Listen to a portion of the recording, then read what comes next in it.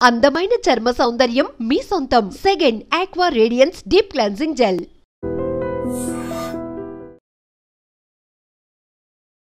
Ahmedabad plane crash కి సంబంధించి AAIB preliminary report అయితే రిలీజ్ చేసింది. అందులో బేసిక్ గా కనిపించింది ఇంధనం ఇంజన్లకి సప్లై అవ్వలేదు. అయితే కీలకమైనటువంటి పైలట్ల సంభాషణలో కేవలం 2 ముక్కలు మాత్రమే ఎందుకు రిలీజ్ చేశారు? బ్లేమ్ గేమ్ ఏమన్నా నడుస్తోందా? బోయింగ్ ఏమైనా పిఆర్ స్టంట్లని చేసిందా? అక్కడ మేనేజ్మెంట్ అనేది జరుగుతుందా? పారదర్శకత లోపించింది, బయాస్డ్గా కనిపిస్తోంది అనేది నాట్ ఓన్లీ పైలట్లు కాదు, ఇక్కడ బాధిత కుటుంబాలు, అట్ ద సేమ్ టైం బ్రిటన్లో ఉన్నటువంటి భారత కుటుంబాలు కూడా ఎందుకు చెప్తున్నాయి? యాక్చువల్గా జరగాల్సిందేంటి? ఇన్ డెప్త్ రిపోర్ట్ ఎప్పుడు వస్తుంది? మనతో పాటుగా ఉన్నారు సీనియర్ జర్నలిస్ట్ సురేష్ కొచ్చతిల్ గారు. హలో సార్, నమస్తే. ఏఐబి రిపోర్ట్ వచ్చిన తర్వాత 15 పేజీల రిపోర్టే, కాకపోతే బోల్డ్ అన్ని క్వశ్చన్స్ ఉన్నాయి సార్. ఆ క్వశ్చన్స్ అన్నిటికీ answers, in depth analysis, in depth investigation ఎప్పుడు అవుతుందంటారు? ఫస్ట్ డిస్క్లైమర్, నేను ఒక పైలట్ కాదు, నాకు ఎయిర్లైన్స్తో సంబంధం లేదు. కానీ ఈ యాక్సిడెంట్ జరిగి దాని తర్వాత ఈ రిపోర్ట్ వచ్చిన తర్వాత నేను 2 సర్వింగ్ పైలట్స్తో మాట్లాడాను. వాళ్ళు ఆన్ రికార్డ్ రాలేరు because they are working for one of India's private airlines. కానీ వాళ్ళతో డీటెయిల్గా మాట్లాడాను నేను. ఫస్ట్ ఈ ఆయిల్ స్విచ్ గురించి కానివ్వండి, మిగతా సేఫ్టీ ఫీచర్స్ గురించి. వాళ్ళు కూడా మీరు చెప్పినట్లు ఇదే అడుగుతున్నారు, ఎందుకు ఆ 2 ముక్కలు ఒకటే పెట్టారు. ఎయిర్క్రాఫ్ట్ పుష్ బ్యాక్ నుంచి రన్వే ఎండ్ దాకా వచ్చేదాకా ఒక 2 నిమిషాలు పడుతుంది. అక్కడి నుంచి టేకాఫ్ చేసి అక్కడ ఒక హైట్కి వెళ్ళిన తర్వాత క్రాష్ అయిన దాకా బహుశా ఒక 1 minute 15-20 seconds ఉంటుంది మేడే కాల్ దాకా. ఈ రికార్డ్ మొత్తం ఎందుకు రిలీజ్ చేయట్లేదు? సెకండ్ పాయింట్, మీరు చెప్పిన మాట did you switch off no అని చెప్పింది ఎవరికి చెప్పారు? ఆ రోజు టేక్ ఆఫ్ హ్యాండిల్ చేస్తున్నది ఫస్ట్ ఆఫీసర్. మన దాంట్లో పైలట్ని మన కమాండర్ అంటాం, main person, senior most. Next నేర్చుకుంటున్న ఆయన కో పైలట్, నేర్చుకోవడం కాదు, is qualified but under training constantly. Take off చేస్తున్న ఆయన అనమాట. కానీ కంట్రోల్ ఈయన దగ్గర కూడా ఉంటుంది. సో ఎవరి దగ్గర అడిగారు? సెకండ్ పాయింట్, ఈ స్విచ్ ఆఫ్ చేయడం 1 second జరిగింది అంటున్నారు. ప్రెస్ ఇట్లా లిఫ్ట్ చేసి వెనక గుంజాలి, ఇంకోటి లిఫ్ట్ చేసి ఇంకా వెనక గుంజాలి, 2 ఒకటేసారి చేయలేము. 3 fingers చేస్తారంట.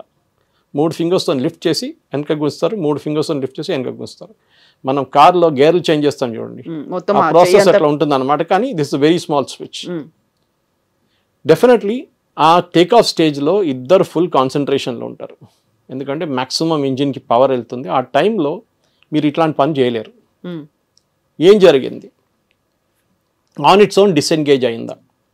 దీనికన్నా ముందు 2-3 సార్లు దానికన్నా ఎక్కువ బోయింగ్ వార్నింగ్ ఇచ్చారు, సేయింగ్ దట్ ఆటోమేటిక్ డిసెంగేజ్మెంట్ నడుస్తుంది, మీరు ఒకసారి చెక్ చేసుకోండి. దీనికి ఒక లాకింగ్ సిస్టమ్ చెప్పాను చూడండి, లిఫ్ట్ చేయడం, వెనక గుంజడం, ముందుకు గుంజడం. మీరు అబ్జర్వ్ చేస్తుంటారు, ఎయిర్క్రాఫ్ట్ వచ్చి ఆగిన తర్వాత ఏరోస్టెస్ ఒక అనౌన్స్మెంట్ చేస్తుంది అందరి దగ్గర, please remain seated till the aircraft comes to complete halt and the captain switches off the engine. Exactly. మన వాళ్ళు ఎప్పుడు అర్థం చేసుకోవచ్చు దానికి ఎందుకు చెప్తున్నారు అనేది. ఆ మూమెంట్లో కూడా ఏదైనా జరగవచ్చు, దానికోసం మీరు కూర్చోండి, లేవకండి. కానీ మన వాళ్ళు ఎయిర్క్రాఫ్ట్ ఆగంగానే ఇమ్మీడియట్ ఏదో వాళ్ళు వెళ్ళిపోతారు, వాళ్ళని ఇచ్చేసి ఏదో వాళ్ళు మమ్మల్ని ఇక్కడ ఎయిర్పోర్ట్లో ఇచ్చేసి వెళ్ళిపోతారు రోడ్ మీద అని చెప్పేసి అట్లాంటి యాటిట్యూడ్. బస్లో మనం ఎట్లా బిహేవ్ చేస్తే అదే బిహేవియర్ అన్నమాట. బట్ ఇక్కడ జరిగింది యాక్సిడెంట్లో నేను ఈ 2 pilots అని మాట్లాడి వాళ్ళు ఏమన్నారంటే, first the entire conversation should be released. రెండవది, ఈ కాన్వర్జేషన్లో కూడా ఎవరితో మాట్లాడుతున్నారని క్లారిటీ కావాలి. దాంట్లో వాయిస్ మ్యాచింగ్ ఉంటుంది, ఎందుకంటే దానికన్నా ముందున్న 6 flightల రికార్డింగ్ కూడా దాంట్లో ఉంది, డిఫరెంట్ పైలట్స్ హ్యాండిల్ చేసిన అనమాట. రెండవది, ఈ ఇంజిన్కి వచ్చే సప్లై కట్ ఆఫ్ అయినప్పుడు ఎక్కడ కట్ ఆఫ్ అయింది? రన్వే స్టార్టింగ్లో కట్ ఆఫ్ అయిందా? టేక్ ఆఫ్ స్టేజ్లో కట్ ఆఫ్ అయిందా? ఎక్కడ కట్ ఆఫ్ అయింది? ఎప్పుడు అబ్జర్వ్ చేశారు? One pilot is asking the other pilot, did you switch of? ఆ టైంలో ఆయనకు ఫీలింగ్ ఏమొచ్చిందంటే ఎయిర్క్రాఫ్ట్లో ఇంజిన్కి పవర్ రావట్లేదు. సడన్గా ప్యానల్లో చూస్తే కట్ ఆఫ్ అని చూపిస్తుంది, స్విచ్ ఏమో ఇక్కడ ఉంది. Immediately would ask the question. ఇదంతా మనం కంజెక్చర్ చేస్తున్నాం మైండ్లో, రీకన్స్ట్రక్ట్. ఎవరైనా ఆధార ఇంకొక ఛానల్ వాళ్ళు ఫోన్ చేసి అడిగారు పొద్దున, వీడియోలు ఎందుకు లేవని అడిగారు. ఆడియో ఉంది, టెక్నికల్ ఇంకో రికార్డర్ ఉంది, అది కూడా 2 sets ఉన్నాయి, ఒకటి ముందు ఉంటుంది ఎయిర్క్రాఫ్ట్, వెనక ఉంటుంది. మరి వీడియో ఎందుకు లేదని నేను చెప్పాను, నాకు తెలియదు, బోయింగ్ లాంటి కంపెనీలు, ఎయిర్బస్ లాంటి కంపెనీలు ఎందుకు ఇది ఆలోచించలేదో నాకు తెలియదు. బహుశా ఉండొచ్చు, ఎందుకంటే ఒక హైజాకింగ్ జరిగితే ఒక లోపల సీసీటీవీ ఉంటే ఈజీగా బయట ఉన్న వాళ్ళకి చూసుకోవచ్చు ఏం జరుగుతుంది లోపల అని చెప్పేసి. కానీ అది ఉందో లేదో నాకు తెలియదు, I'm not an expert in that. కానీ పెట్టొచ్చు డెఫినెట్గా. కానీ ఈ జరిగిన యాక్సిడెంట్ ఇప్పుడు ఏం చేయలేం మనం. మెయిన్ థింగ్ ఏంటంటే ఈ కాన్వర్జేషన్ కంప్లీట్గా రిలీజ్ చేస్తే తెలిసిపోతుంది. మూడవది, వాళ్ళ మీద ఒక పర్సనల్ అటాక్ చేయడం బంద్ చేయాలి వీళ్ళందరూ. ఎవరెవరో ఫారిన్ పైలట్స్ని తీసుకొచ్చి సూసైడ్ మెంటాలిటీ ఉండి వాళ్ళ అమ్మగారు చనిపోయారు దానికోసం డిప్రెషన్లో ఉన్నారు, లేనిపోయిన కథలన్నీ చెప్తున్నారు. కరెక్టే, ఎవరు అమ్మగారు నాన్నగారు చనిపోతే మన అందరికి డిప్రెషన్ ఉంటుంది కొన్ని రోజులు. అది చెప్పి మనం ఎవరైనా ఎయిర్క్రాఫ్ట్ తీసుకెళ్ళి క్రాష్ చేయడం కాదు. And if you wanted to crash you could done it in the mid air, take off స్టేజ్లో అక్కర్లేదు. అది ఇంకా అక్కడ అసలు ఏ ప్రూఫ్ లేకుండా పోతుంది అక్కడ. ఇది అట్లీస్ట్ మీకు ఎయిర్క్రాఫ్ట్ దొరికింది, సీ మీద వెళ్ళి పడిపోతే మీరు ఏం చేస్తారు, ఎక్కడ వెళ్ళి ఎత్తుకుతారు. అది బ్లాక్ బాక్స్ దొరుకుతుంది, కానీ దాని తర్వాత ఏం చేస్తారు, బాడీ లేదు, ఎయిర్క్రాఫ్ట్ లేదు, ఏం లేదు. మనం మలేషియన్ ఎయిర్లైన్స్ చూసాం, మీకు గుర్తుంటుంది, ఒక 2-3 సంవత్సరాలు అయింది ఇప్పుడు కనిపించకుండా పోయింది. ఎక్కడ పోయింది ఎవరికి తెలియదు, కంప్లీట్ ఎయిర్క్రాఫ్ట్ పోయింది. That was a pure case where the pilot head switched off everything. దాంట్లో ట్రాన్స్పాండర్ స్విచ్ ఆఫ్ చేసేసారు, దాంట్లో ఏటీసీకి ఉన్న కమ్యూనికేషన్ స్విచ్ ఆఫ్ చేసేసారు, రేడియో స్విచ్ ఆఫ్ అన్నీ చేశారు. కానీ ఆ పైలట్కి ఒకటే తప్పు, ఆయనకి ఎప్పుడు తెలియదు, కానీ బహుశా వాళ్ళకి ట్రైనింగ్లో కూడా చెప్పలేదు. ఇంజిన్ ఉంటుంది చూడండి, ఇంజిన్ తయారు చేసేది ఇంకో కంపెనీ ఉంటుంది. ఎప్పుడు బోయింగ్ ఇంజిన్ బోయింగ్ తయారు చేయరు, జీ ఉంటుంది, లేకుంటే ప్రాట్ అండ్ విట్నీ ఉంటుంది, ఇంకెవరైనా ఉంటారు, మెక్డానల్డ్ డగ్లస్ ఉంటారు. ఆ ఇంజిన్లో ఒక బీపర్ ఉంటుంది, అది కాన్స్టెంట్గా బీప్ చేస్తూనే ఉంటుంది. ఎవ్రీ ఐ థింక్ 15 minutes ఒకసారి బీప్ చేస్తుంది, ఐఎమ్ హియర్ అని చెప్పడానికి. ఏది మీ జాగ్రఫికల్ లొకేషన్, మన జీపీఎస్ లాగా చెప్తున్నాను, నేను ఇక్కడ ఉన్నాను. దాని 15 నిమిషాల తర్వాత నేను ఇక్కడ ఉన్నాను అని ఏటీసీకి అలా వెళ్తూ ఉంటుంది. అది it goes to the manufacturer, not even to the ATC. Okay, A engine తయారు చేసే మ్యానుఫ్యాక్చరర్ ఉన్నారో వాళ్ళకి వెళ్తుంది. రేపు ఆ ఇంజిన్లో ఏమైనా ప్రాబ్లం అయితే కూడా వాళ్ళకి ఇమీడియట్ నోటిఫికేషన్ వస్తుంది, ఇంజిన్లో ఏదో ప్రాబ్లం ఉందని చెప్పి, even before the pilot recognises. Anyway that's a case with Malaysian airlines. కానీ ఈ కేసులో కూడా మనకు టేక్ ఆఫ్ స్టేజ్లో మనం అందరు చూసాం, స్విచ్ ఆన్ చేసిన తర్వాత స్విచ్ ఆన్ చేశారు 2 ఇంజిన్స్లో, ఒకటి ఫుల్ థ్రాటిల్ పికప్ చేసుకుంది, అది కూడా నేను మాట్లాడి, next one picking up, time పడుతుంది అది.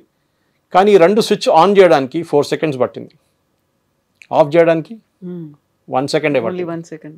Which means 1 second you cannot switch off engines. అది కూడా నేను మాట్లాడిన ఇద్దరు పైలట్ కూడా అదే అంటున్నాను, మేము రెగ్యులర్గా ఆపరేట్ చేస్తాం కదండి, వచ్చినప్పుడు కూడా అది గుంజి వెనకకి తీసి సెకండ్ 3 fingers తీసి వెనకకి గుంజడంలో మాకు మినిమం 3 seconds 4 seconds పడుతుంది. అండ్ ఆగినప్పుడు మా అంత టెన్షన్తో చేయం, మేము మెల్ల చేస్తాం దాన్ని, ఒక ఇంజిన్ తర్వాత ఒక ఇంజిన్ ఆఫ్ చేస్తాం. 2 ఇంజిన్లు ఒకటేసారి గుంజడం ఏంటండి. ఇంకోరు క్రేజీ లాజిక్ చూశాను నేను, ఎవరో ఇంకో మంచి ఏదో ఎక్స్పర్ట్ ఏదో ఛానల్లో చెప్తున్నారు, వీళ్ళు మనం యూజువల్లీ చేతి కడాలంటే వేసుకుంటాం ఒకసారి, లేకుంటే చైన్ వేసుకుంటాం, గోల్డ్ చైన్ ఒకటి లూజ్గా ఉంటుంది. వీళ్ళు బహుశా ఈయన థ్రాటిల్ ఇట్లా చేసినప్పుడు దానికి వెళ్ళి దాన్ని గుంజుకుని ఉంటారని. 2 ఒకటేసారి గుంజుతారండి, 2 స్విచ్లు ఒకటేసారి గుంజుతారా, అది కూడా మీరు గుంజలేరు, దాన్ని you have to lift it and then push it. మూడోది, ఎయిర్ ఇండియాని కాదు అన్ని ఎయిర్లైన్స్కి బోయింగ్ ఒక అడ్వైజరీ ఇచ్చారు, మీరు ఈ స్విచెస్ చెక్ చేయండి రెగ్యులర్గా, ఇది ఒక్కొక్కసారి ఆటోమేటిక్ చేంజ్ అయిపోతుంది అని చెప్పేసి, దాని లాకింగ్ సిస్టమ్ ఒకసారి చెక్ చేసుకోండి అని చెప్పి. That was not mandatory. Mandatory అంటే కంపల్సరీ, అడ్వైజరీ ఇచ్చారు. కానీ ఇప్పుడు ఏం చెప్తానంటే ఈ స్విచ్ కూడా 2 సార్లు మార్చారంటున్నారు, ఇప్పుడు లేటెస్ట్ దాంట్లో 2 సార్లు మార్చారు లాస్ట్ 6 నెలల్లోనే. That means it was reasonably checked అని చెప్పలేము, మనం చేయలేదని చెప్పలేము, చేశారు. దానికన్నా ముందు వచ్చిన రిపోర్ట్లు ఏం చెప్పండి, ఎయిర్ ఇండియా ఏం చేయలేదన్నారు. తర్వాత వాళ్ళు రికార్డ్ చూపించారు, కాదు 6 నెలల ముందు చేంజ్ చేసాం ఆ స్విచ్, 2 సార్లు చేంజ్ చేసామని చెప్పారు. అంటే they was some problem obvious, దానికి ప్రాబ్లం లేకుండా ఎవరు మార్చరు కదండి. సో ఏం జరిగింది, సో మన ఈ ఎంటైర్ పిక్చర్ చూసినప్పుడు నేను కూడా యాజ్ ఐ సెడ్ బిఫోర్, నేను ఎక్స్పర్ట్ కాదు, కానీ అదర్ పాలిటిక్స్ అడిగితే పాలిటిక్స్ మాట్లాడతాను, కానీ ఎకానమీ మాట్లాడతాను. కానీ ఇట్లాంటి పరిస్థితుల్లో మన ఎక్స్పర్ట్స్ దగ్గర మాట్లాడాల్సిందే. కానీ దీని తర్వాత this only a preliminary report, final report ఇంకా రావాలండి. అది వచ్చిన తర్వాతనే మనం ఏ సొల్యూషన్కి వెళ్తున్నా చూడాలి. కానీ అన్నిటికంటే ఇంట్రెస్టింగ్ ఒక కాంట్రవర్సీ జరిగింది, అది మనం ఇండియన్ మీడియాలో అస్సలు ఎవరు పట్టించుకోలేదు. ఈ రిపోర్ట్ ఆ రోజు రిలీజ్ చేసింది రాత్రి, పొద్దున ఎర్లీ మార్నింగ్ 1:30. ఇండియాలో ఎవరైనా 1:30కి రిపోర్ట్ రిలీజ్ చేస్తారండి? మీడియాకి పీక్ టైంలో ఇస్తారు, యూజువల్లీ ఈవినింగ్ టైప్ ఇస్తారు, లేకుంటే పొద్దున 10 గంటలకు ఇస్తారు. రాత్రి 1:30 రిలీజ్ చేయాల్సిన ఏమొచ్చిందండి మీకు? అప్పుడు క్యాల్కులేషన్ అంటే అక్కడ యూఎస్లో ఉన్న స్టాక్ ఎక్స్చేంజ్ క్లోజ్ అయిపోతుంది ఆ టైంకి, బోయింగ్ షేర్స్ ఎఫెక్ట్ కాకూడదని చెప్పి ఆ టైంలో రిలీజ్ చేయమన్నారంట బోయింగ్ వాళ్ళు. అది వీకెండ్ కాబట్టి పర్లేదు, మండే నుంచి మండే నుంచి మనం చూసుకుందాం అని చెప్పేసి. సో బోయింగ్కి ఏం భయం లేకుండే బోయింగ్ ఎందుకు చెప్పారు అది. రెండవది, అదే రోజు బోయింగ్ ఈ స్టాక్ ఎక్స్చేంజ్ ఇన్ఫార్మ్ చేసే ముందు వాళ్ళు డ్రాప్ చేయమన్న రిపోర్ట్ కన్నా ముందు అదే టైంలో New York times and Washington post ఈ రిపోర్ట్ రిలీజ్ చేశారు వాళ్ళ దాంట్లో, పైలట్ ఎర్రర్ అని చెప్పేసి. మన ఇండియన్ మీడియాలో ఇంకా రాలేదు న్యూస్, దానికన్నా ముందు యూఎస్ మీడియాలో వచ్చేస్తుంది. ఎవరు ఇచ్చారు వాళ్ళకి? Obviously Boeing was a part of the team. Air accident బ్యూరోలో వాళ్ళు కూడా ఉన్నారు, FAA ఉన్నారు, ఇప్పుడు రేపు ఎయిర్ బస్ అయితే ఎయిర్ బస్ వాళ్ళు ఉంటారు అట్లా. సో ఆబ్వియస్లీ వాళ్ళకి ఒక కాపీ ఇచ్చి ఉంటారు. Ministry of external affairs copy ఇస్తారు, మినిస్ట్రీ ఆఫ్ సివిల్ ఏవియేషన్ ద్వారా చాలా కాపీలు ఉంటాయి. వాళ్ళ కన్సల్టేటివ్ కమిటీని కూడా బ్రీఫ్ చేశారు వీళ్ళు ఎయిర్ యాక్సిడెంట్ బ్యూరో వాళ్ళు మినిస్ట్రీలో. సో బహుశా కాపీ బోయింగ్ దారు ఉండే, వాళ్ళ కాపీ వాషింగ్టన్ పోస్ట్ న్యూయార్క్ టైమ్స్కి ఇచ్చారు. చూడండి మా తప్పేం లేదు, మా ఎయిర్క్రాఫ్ట్ చాలా సేఫ్, జరిగింది ఏదో వాళ్ళ పైలట్ తప్ప అని చెప్పేసి. పాపం చనిపోయిన పైలట్స్ అక్కడ డిఫెండ్ చేయలేరు కదా వాళ్ళు వచ్చి. That's a sad fact of life. Dead men never tell tales అంటారు దాని ఇంగ్లీష్లో. కథలు చెప్పలేరు వాళ్ళు వచ్చి, వాళ్ళు మేమేం చేసాం ఎందుకు చేసామని చెప్పేసి డిఫెండ్ చేయలేరు. సో వాళ్ళు డిఫెండ్ చేయాల్సింది ఎయిర్ యాక్సిడెంట్ బ్యూరో. వాళ్ళు కంప్లీట్గా ఇన్వెస్టిగేట్ చేసి కాన్వర్జేషన్లో ఏం జరిగింది, ఆ ఎయిర్క్రాఫ్ట్ స్విచెస్ ఆటోమేటిక్ ఆఫ్ అయిందా, 1 minute 1 second మీరు చేయొచ్చా లేదా ఇంకోసారి చూపించండి, సిమ్యులేటర్ చూపించచ్చు, మీరు సిమ్యులేటర్లో చూపించండి, 1 second చెక్ చేస్తే కాదంటున్నారు. మినిమం 3 seconds తీసుకుంటుంది. టక్ టక్ టక్ టక్ టక్ టక్ 2 seconds తీసుకుంటుంది. సో 3 seconds తీసుకున్నప్పుడు సెకండ్ టైం ఆన్ చేసినప్పుడు 4 seconds తీసుకుంది. So obviously there is a mismatch ఎక్కడో. సో దానికి ఫుల్ రిపోర్ట్ వస్తేనే మనకి చాలా ఇంకా క్లారిటీ వస్తుంది. కానీ ఇట్లాంటి పార్షల్ రిపోర్ట్ రిలీజ్ చేయడంలో చాలా మటుకు ఎయిర్ యాక్సిడెంట్ బ్యూరో వాళ్ళ ఇమేజ్ కూడా చాలా దెబ్బతిన్నది. ఎందుకంటే చాలా కాన్స్పిరసీ థియరీస్ వస్తుంది అన్నమాట. ఎందుకు చేశారు? బోయింగ్ని సేవ్ చేయడానికి చేశారా, బోయింగ్ని వాళ్ళ ఇమేజ్ కాపాడడానికి చేశారా, లేకుంటే ఇలా Indian airlines air India image ఖరాబ్ చేయడానికి చేశారా, లేకుంటే పైలట్స్ మీద వేయడానికి ట్రై చేస్తున్నారా? వీళ్ళందరూ అన్ని కాన్స్పిరసీ థియరీస్ వస్తున్నాయి అనమాట. ఇన్ఫాక్ట్ ఆ రోజు పొద్దున్న ఈ పైలట్స్తో మాట్లాడిన ఒక ఆయన చెప్తున్నాడు, I just going to the airport, నేను టెన్షన్లో ఉన్నాను అని చెప్తున్నాడు. ఎందుకంటే మనం సైకలాజికల్గా దే ఆల్ ఇంపాక్టెడ్. ఇంకొక ఆయనతో మాట్లాడితే is retired air force pilot. So ఆయనకు ప్రాబ్లం లేదు. చాలామంది ఉన్నారు ఎయిర్ ఫోర్స్ నుంచి రిటైర్ అయిన వాళ్ళు, though are working with Air India and IndiGo. వాళ్ళ దగ్గర మాట్లాడి వాళ్ళదే అంటున్నారు, ఎయిర్ ఫోర్స్లో పనిచేసిన వాళ్ళకి అంత ఇంపాక్ట్ లేదు. ఎందుకంటే వాళ్ళు ఇది రెగ్యులర్గా చూస్తుంటారు. మొన్న జాగ్వార్ క్రాష్ అయింది, 2 పైలట్ చనిపోయారు. సో వాళ్ళకి ఒక మెంటల్ మేకప్ ఉంది వాళ్ళకి. కమర్షియల్ పైలట్స్కి సివిలియన్ లైన్ నుంచి వచ్చిన వాళ్ళకి అది లేదన్నమాట. So different situation. ఎందుకంటే దాని next day I flu to Bengaluru. Crash జరిగిన నెక్స్ట్ డే నేను మన హైదరాబాద్ ఎయిర్పోర్ట్ నుంచి బెంగళూరుకి వెళ్ళాను. నేను ఇండియన్ ఇన్స్టిట్యూట్ ఆఫ్ సైన్స్లో ఒక లెక్చర్ ఉంది దానికి. అందరు ఫేస్ చూస్తున్నాను ఆ రోజు, ఎందుకంటే జరిగి 24 గంటలు కూడా కాలేదు. వాళ్ళ ఫేస్ చూస్తున్నాను, వాళ్ళ రియాక్షన్ చూస్తున్నాను. చెక్ ఇన్ కౌంటర్ కానీ, బోర్డింగ్ కౌంటర్ కానీ, దాని తర్వాత ఎయిర్క్రాఫ్ట్ ఎంటర్ చేసిన తర్వాత, ఎయిర్క్రాఫ్ట్ కూర్చున్న తర్వాత, టేక్ ఆఫ్ చేస్తున్నాను, అన్నీ కొంతమంది ఫేస్ నేను చూస్తున్నాను రియాక్షన్. టేక్ ఆఫ్ చేసిన తర్వాత ఒక రిలీఫ్ అన్నమాట. సో మనం కూడా ప్యాసింజర్స్కి, ఎందుకంటే చాలామంది ఇప్పుడు కూడా ఫ్లై చేస్తున్న వాళ్ళకి భయం ఉంటుంది ఆ రోజు జరిగింది ఏంటనేది చెప్పేసి. బహుశా ఒక 6 నెలలు మర్చిపోతారు, 6 నెలలకు 3 నెలలు మర్చిపోతారు అందరూ. సో కానీ వీ షుడ్ ఎన్ష్యూర్ ఒక కాన్ఫిడెన్స్, మన ఎయిర్లైన్ సిస్టంలో ఉండే కాన్ఫిడెన్స్ మనం తీసుకురావాలి రిటర్న్. దట్ ఆ pilots are good, next they are best in the world అని చెప్పొచ్చు. సో వాళ్ళ మీద ఇట్లాంటి ఆరోపణలు చేయకండి. రోజుకి 2000, 3000 ఫ్లైట్స్ టేక్ ఆఫ్ చేస్తూ ల్యాండ్ చేస్తూ ఉంటుంది. జరిగింది, అది ఎందుకు జరిగిందో కనుక్కుందాం మనం ఒకసారి. దాని తర్వాతనే we'll come back to the final decision అన్నమాట.